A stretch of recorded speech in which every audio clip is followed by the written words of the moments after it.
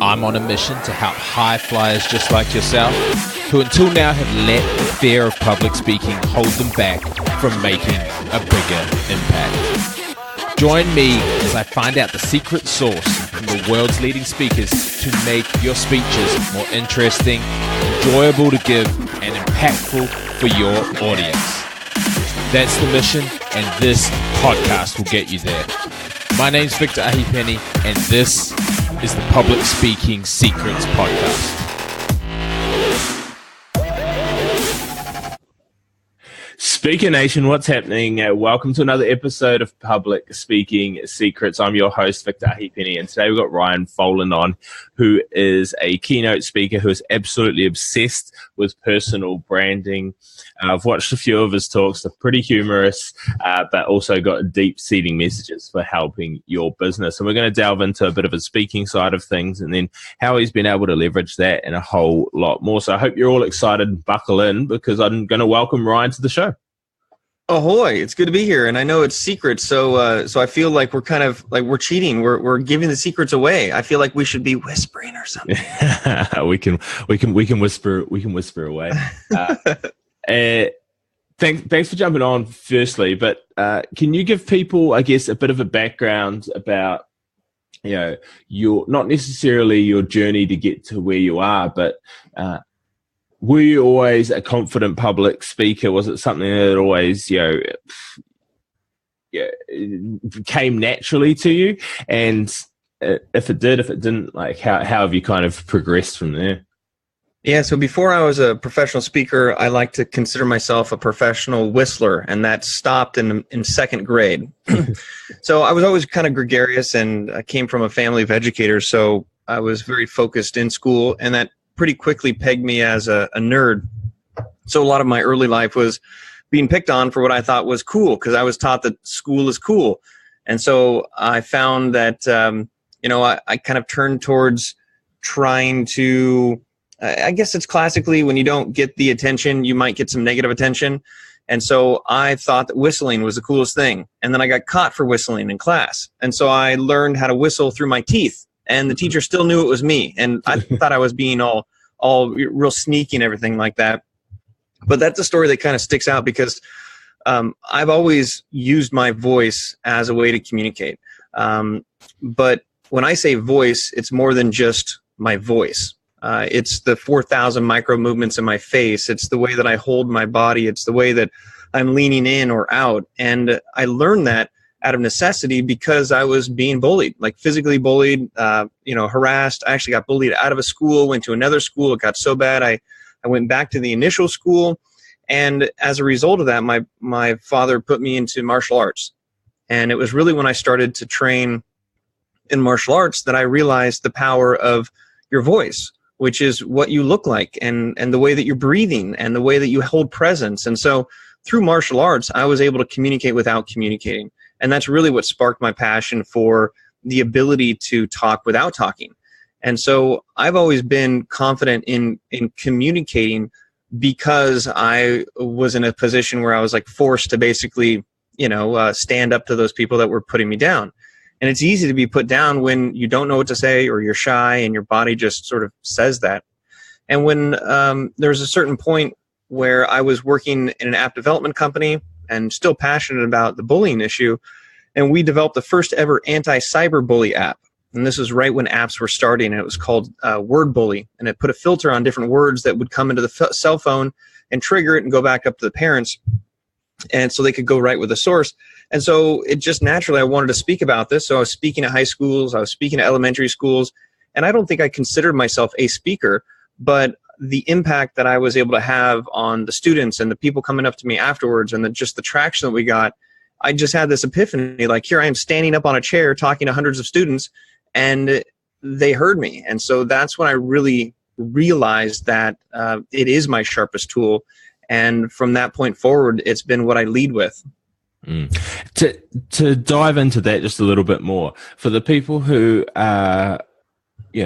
all of us out there are wanting to have a bigger impact, and I'm passionate about it being via speaking, whether that be podcasting, on stage, in front of groups.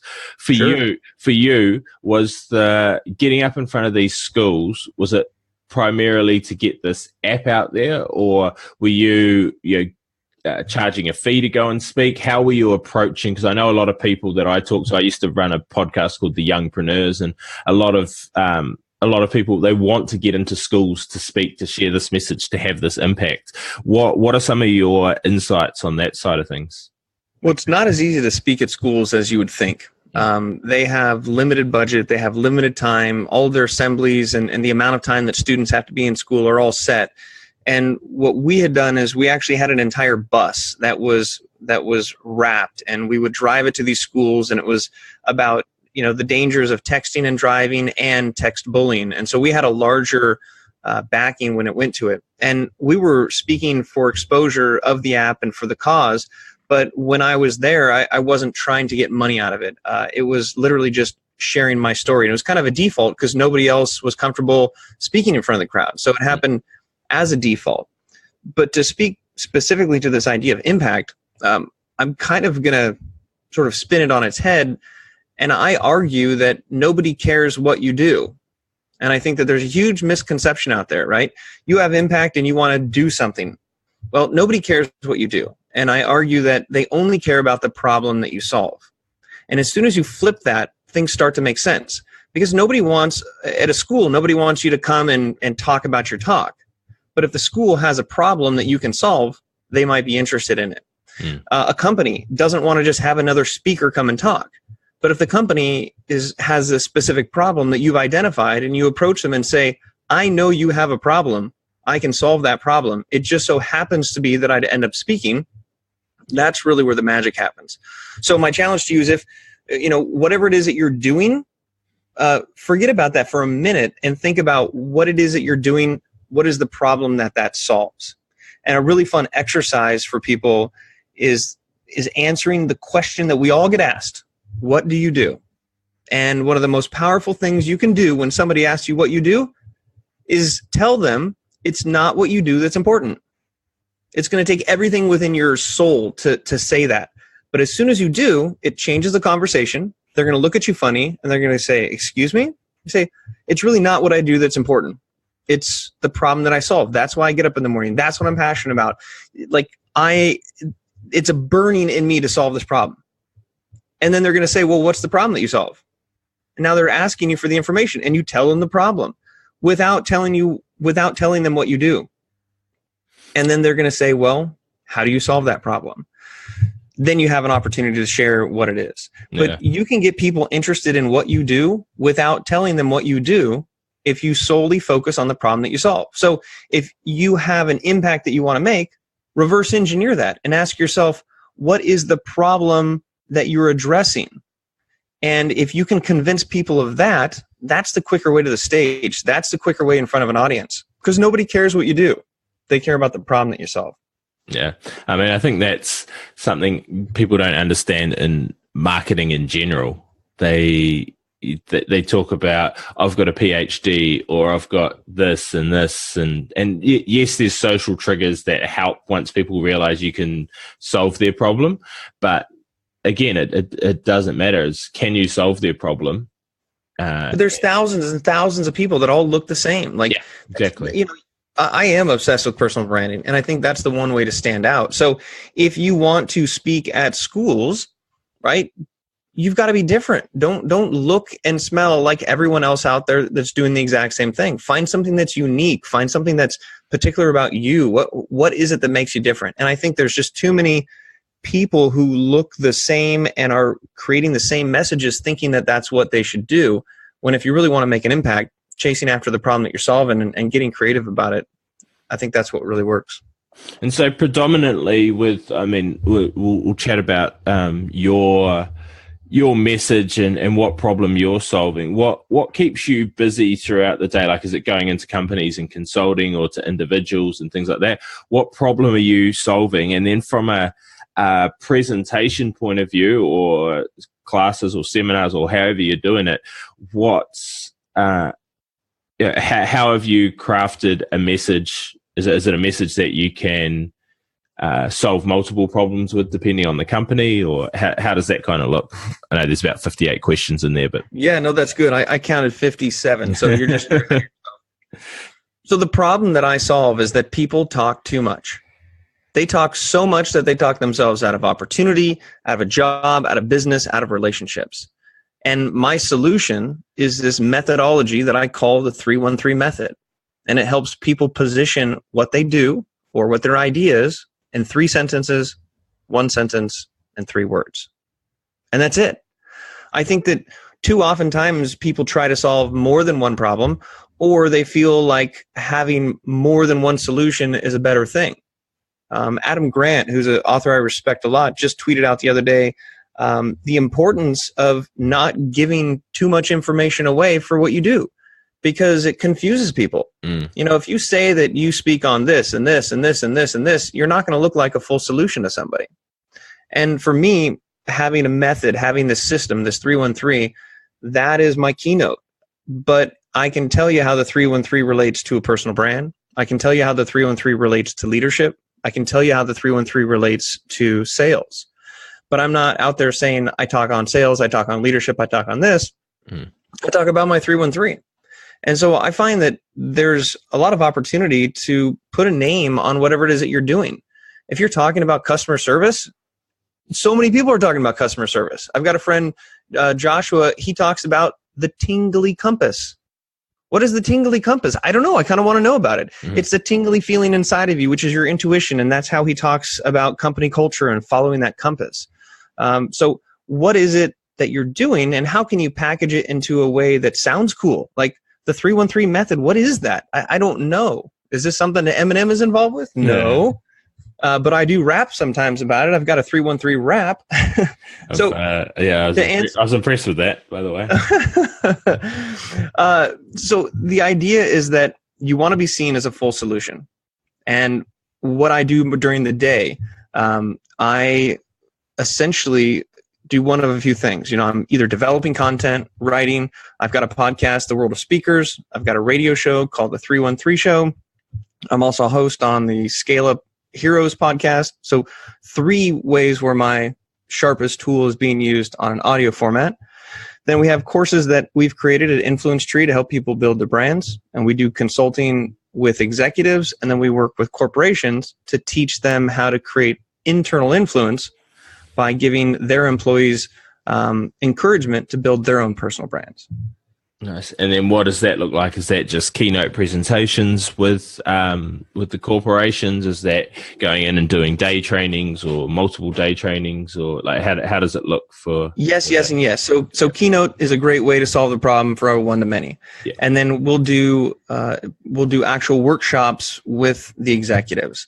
And we also have executive clients that hire us to work with them on a one-on-one to help position and create their content. Because the trick to getting paid for your services is to find people that have the money but don't have the time. And a lot of times we're chasing after people that have the time and don't have the money. And they might really appreciate your information, but they're going to take the time to do it on their own, or they're just not in a position to have somebody else do it for them. And you know, I call it, for myself personally, I've been going through a bransition, where initially a lot of my target market were entrepreneurs. But I found out and realized that they love the content, but they try to do it on their own and they don't have the money to pay for me. So I've created sort of a transition into working more with an executive crowd and with corporations. But it doesn't mean I'm not creating content that the entrepreneurs can eat and gobble up. Because it's okay to have a community of people that you're sharing information with. And I'm of the belief, or the school of thought, whatever information I have, I'm going to give it all away. Like, you go to my site, you can find out everything about the 313. I'm not hiding anything. But the idea is that if you create enough consistent content where people see you as a thought leader in a certain space, they're going to think that they can do it on their own. You give them all the information and they still have a hard time doing it. And they come back to you at the end of the day. Yeah. So I know some people give away just enough information to create interest, but then not enough for it to happen. And for me, I would rather just give it all away. I believe in abundance in that respect. Yeah, I think it's finding a fine line between that too. Not necessarily not wanting to give anything away, or like not giving everything away, but also making sure that, you know, that person out there that you're trying to serve, who may not be able to afford it or whatever, that entrepreneur out there grinding, it's showing them the why more than the how. Because like you're saying with the over teaching, people get confused. You're like, here's everything. Right. And right. they're like, okay, cool. I'm overwhelmed now. I don't know where to start. Whereas, teasing out that problem, showing that you've got the solution. I mean, it is a fine line. And, but yeah, I think that's the economy that a lot of successful business owners, entrepreneurs, trainers, speakers are all heading in. And let's not keep anything behind closed doors, and then let's work with the people who can afford to work with us, and know that we can solve their biggest problem, which is give them more time. Yeah, one of the things that I find is true more times than not is that people are doing the right things. All of your listeners, the people that are listening right now, they're probably doing exactly what they need to be doing, but there's a good chance they're doing it in the wrong order. And if you think of a sailing analogy, I love to sail, and when I'm out on the water, you're monitoring a compass because that's the direction that you're going. Oftentimes you can't see past the horizon. And if you're 1 or 2 degrees off for 20 to 30 miles, you end up in a completely different location. Now, you're doing all the right spots. You're tending to the sails, your boat's afloat, like everything is fine, but you end up in the wrong spot, or you don't even end up on land at all. So I encourage people to see what is it that they're doing now, and are they doing it in the right order? Have you completely locked up your messaging before you go spread your messaging? Do you know the topics that you speak about? Can you defend that before you try to go shop your keynotes? And so I think it's exciting when I can help identify that people are doing the right stuff. But if you just move them around the order or take 2 steps back and make sure your compass course is correct, then you can actually get to where you want to go. Cool. So again, for the speakers out there looking to get into different spaces, what are your biggest tips or your best strategies that have got you in with corporations and things like that? Like, I realize the leading with the problem that you solve, but is it particular people that you're reaching out to? Is it been from the content that you've put out? Like, what have you found to have the most success for you? So the most success that creates the most amount of inbound leads is what I call validation. And that means that other people are saying that I'm an expert at what I do. And that comes as a process. We talk about it as the 4 V's. It's your vision, figuring out where you want to go, and that has to do with your positioning and your messaging. Then it's about your voice. How are you going to communicate your content? Are you a writer? Are you great with audio? Are you great with video? Are you image-based? Decide that first and then start creating content. The 3rd V is volume. There are people that create amazing content that don't syndicate it all over the place. So once you have your vision set up and you understand your voice, and then you create volume with your content, validation is what happens. People start to ask you to be featured in a publication or give an expert quote or, ask you to be on their podcast. And all of those things, we talk about it as success stacking. It doesn't happen overnight. But when you get one feature, then it leads to another feature, and it leads to another feature. And if you Google personal branding experts, beneath the ads, I'm there listed among 10 other people as like the first spot. So people will say personal branding experts to Google, and literally Google says, these are the guys and girls right here. So that's a long-term play, and that's a result of focusing on a personal brand. So the answer that is the most difficult to achieve, which is the easiest, is that it's when everybody else is referring to you top of mind when it comes to that. Yep. So that's the larger answer. But to reverse engineer, you've got to lock up your vision. You got to know where you want to go. You got to have your voice and know how you want to create the content. Then you got to spread that content in the right channels. I 100% agree with all of that. And I think a lot of people want the short term, like, what can I do? What's the one thing that I can do that tomorrow will therefore make me an expert, an authority, a top of mind?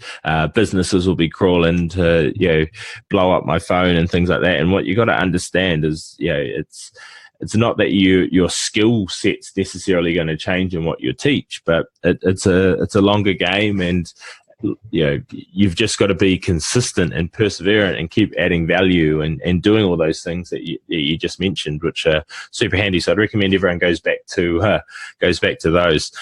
Again, one more for the speakers out there. Like I've spoken at a TEDx conference as well. You have what, 3 or 4? Is it 4? Yeah, 4 so far. I know people who have they've chucked it on their bucket list. They've begged, pleaded to try to get into events. What's your secret? Well, I've got plenty of them. There's 3 Inc. articles that are out there that cover a step-by-step process before you think about applying, the application process, and even after that. Then when it comes to creating a talk, I have a post out there which is 30 steps of creating a killer talk, right? And that's once you're on stage. But here's the down and dirty if you're listening and you want to check off that bucket list, because it's possible. Number 1, where did you go to college? Figure out if your college has a TEDx organization. If they do, reach out to them and say, hey, I'm an alumni. I see that you have a TEDx organization. I would love to come back and share my amazing story and my amazing idea. That is probably the closest, lowest hanging fruit. Secondly, it is okay to apply for the talk. So many people think that somebody else has to nominate them. That's just a misconception. When you are applying for a talk, it's very important that you apply early. And if you reverse engineer, most of the events, at least in general, they'll have like one big signature event during the year. It's like a big spring event. They might have salon events. So find out when that is. And usually you will learn about the event when it's too late. So if you see the event, it's probably too late. But then mark a calendar for 6 months beforehand and then actually look for the call for speakers. Because oftentimes they're so impacted, it's not like they're out there broadcasting like, hey, apply. They're like so many people that they have to deal with. It's kind of internal. And what you do then is you contact the organizer if it's not a call for speakers and say, hey, I loved your event last year. I wasn't able to make it, but I followed you guys online. I've got an idea that I think is great. Let me know when your theme comes out, and I'd love to apply. Just like anything, the first few applications probably get more weight than the others. And a lot of the organizers are going to say, we're not going to look at any applications until they're all in. I don't think that's true, because the earlier that you apply, the better chances that you have for it. Now, it's also important to understand that events that are in your town are really looking for a majority of people that are somewhat affiliated with their organization or in a small local area. And then there's always an opportunity for 1 or 2 outsiders. So if you live in a certain area, you might have better luck being the outsider in a state far away. Okay? So most TEDx's will have 1 or 2 spots earmarked for somebody to come out of town. If you're looking at a sort of holistic spot, you either apply for it or they come and ask you to do it. And my first TEDx that I got at TEDx UNLV, the talk is called How to Not Get Chased by a Bear, if you want to know that.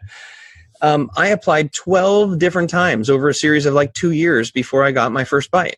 Like 12 times. Like that's a lot of applications, and people don't realize that.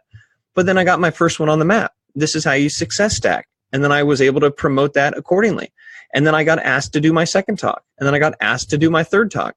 And then I was searching and I saw an ad, a call for speakers for TEDx Quincy that was big ideas in Little America. And I had this burning idea. I'm like, oh my gosh, that is so on point for my theme. So I reached out to them and the application was closed. But that didn't stop me. I found out who the organizer was. I researched them on LinkedIn. I got in touch with them and I pitched them on LinkedIn in a private message. And then they opened up the application.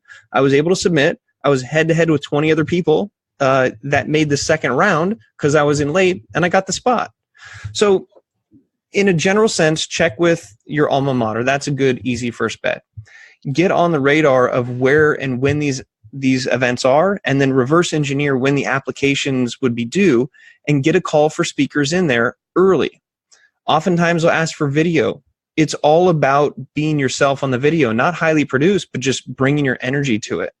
And what encompasses all this is that just like any event, people want people in seats. They want to be able to fill the house. They got to cover their costs. And if you have a large social following and you have an engaged community and you can bring that to the table at the same time, it only helps, which goes back to the personal brand.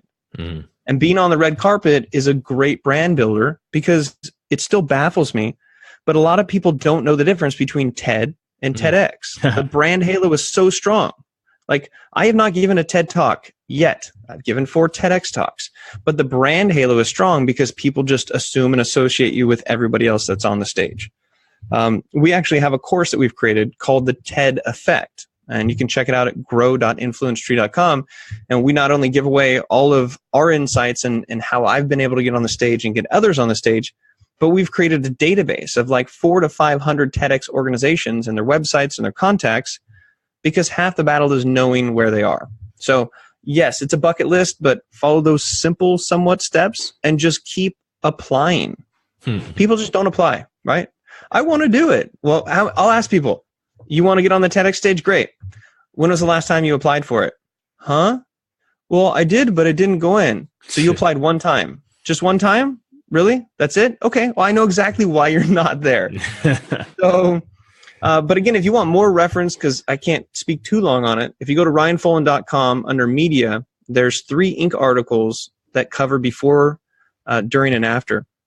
Because guess what? If you don't get chosen and you just blow it off, that's the wrong move. Still stay engaged. If you can go to the event, go to the event. If you can support them on social media, support them on social media. At the end of the day, whether it's a TEDx stage or it's a keynote at a conference or at a major social media marketing event or something like that, it's all relationships at the end of the day. You're either building a relationship, you're maintaining a relationship, or you're accelerating the relationship. And the organizers of these TEDx events, like, I'm friends with them. I have a relationship. And so now I'm able to help introduce other people who I think would be great for their stage. So again, always think of things in a non-selfish way. Like, what can you give, and then you can ask. Yeah. So it's doable, and it is exciting. It's a fun platform, short form. It's a great stage to spread ideas. Yeah, I love the non-bias approach. Like, there's no ulterior motive when people are on stage. Obviously, people like to build their brand. And, you're not getting sold, basically. Yeah. And I mean, it's just such a wide variety. And it was funny when you were saying a lot of those points. I was just like, tick, tick, tick in my head on the thing. And it's a genuine hustle. Like, yeah, it's not going to fall upon your lap unless you're one of the biggest names in the world getting invited to a TED talk. You're Richard Branson or you're Tim Ferriss or you're so and so. Like, none of those. Like, if you have it on your bucket list, which I literally put it on my bucket list at the start of last year, and then August had ticked it off, and it was an awesome experience, and you learn a lot from it. But I think I again wholeheartedly agree, and I really, really love the insights that you've given to people who are wanting to take their a lot of speakers that I come across that I train, they go, I want to start taking my message and helping people in schools or in companies, or I want to give a TEDx talk, and you've given some very practical ways, and we'll link everything to your sites in the show notes at publicspeakingsecrets.com. But publicspeakingblueprint.com. But I want to welcome you to Speaker Nation and just thank you so much for your time. If people do want to check out more about you, more about what you're up to, the everybody in the 313 and its method that goes along with it, where can they go and what can they do? Yeah, so you can go to ryanfolan.com or just Google Ryan Folan, and all my TEDx's come up there. And if you are really interested in upping your speaking game, then go to worldofspeakers.com. Subscribe to it. We have over 50 episodes. I just love meeting people and I love learning. So I basically find amazing people. I'm doing something very similar to what you're doing, is just helping my audience to learn. And I ask them who they are, what their tips are, and how they get onto stages. And it's amazing. I'm always learning, and I'm humbled by the amount of advice that I get. But at the same time, everybody listening is getting it too. So check out worldofspeakers.com And again, just start to think of everything as a series of dots. My last question to you, how many dots does it take to make a line? This is geometry. 2. 2, exactly, right? So think of every relationship that you have, the processes that you start as a series of dots. And you have to connect the dots to create a line. A lot of people will say, send one application. That's a dot. But that doesn't go anywhere. If we have this one conversation, that's a dot. But if we don't follow up afterwards or find a reason to connect afterwards or continue to communicate, it's just a dot. And so if you think of life as a series of dots, that you have to create the next dot in order for there to be a line. That's the way that I approach my speaking. That's the way that I get on stages. Every single chance I have, I'm trying to connect dots. And you start with a dot, so everybody's at the same spot. So this is a dot for you. Go out there and send out an application that's another dot. Build a relationship with somebody who's in that organization that's another dot. Follow you and what you've done. There's another dot. So just connect the dots. And if you're not finding traction, there's a good chance that you're just sort of one and doneing, or you're not finding the right way to connect those dots. If you're not creating traction, you're not taking action. That is a ton of brilliant advice. And I challenge all of you out there listening at the moment in Speaker Nation to go out and create those dots. Start today. Do it right now when you're watching. So, pause this right now. If I can say one more thing, because I know we're out of time, but this gets back to the action. Successful speakers are not successful because they're doing things that everybody else cannot do. Successful speakers are doing what everyone can do, but not everyone does. Yep. And that means sitting in a chair and writing a blog, going out and speaking for free if you need to, and connecting these dots. So it's there. Stop looking for the hacks and start doing the work. That's what I got to say. You got it. Yeah. Thank you, my friend. And I look forward to keeping these dots being connected off this podcast and supporting and helping each other grow. For sure, buddy. Let's share the stage sometime. Let's make it happen. Thanks. If you want to fast track your confidence and impact with public speaking, then be sure to jump over to publicspeakingblueprint.com, where there's an array of free resources to help you no matter where you are on your journey to becoming a more powerful speaker. And while you're at it, jump over to Facebook and join our free community called Speaker Nation, where there's a ton of other like-minded individuals just like yourself looking to level up. Thanks for listening, and be sure to subscribe so you don't miss next week's episode.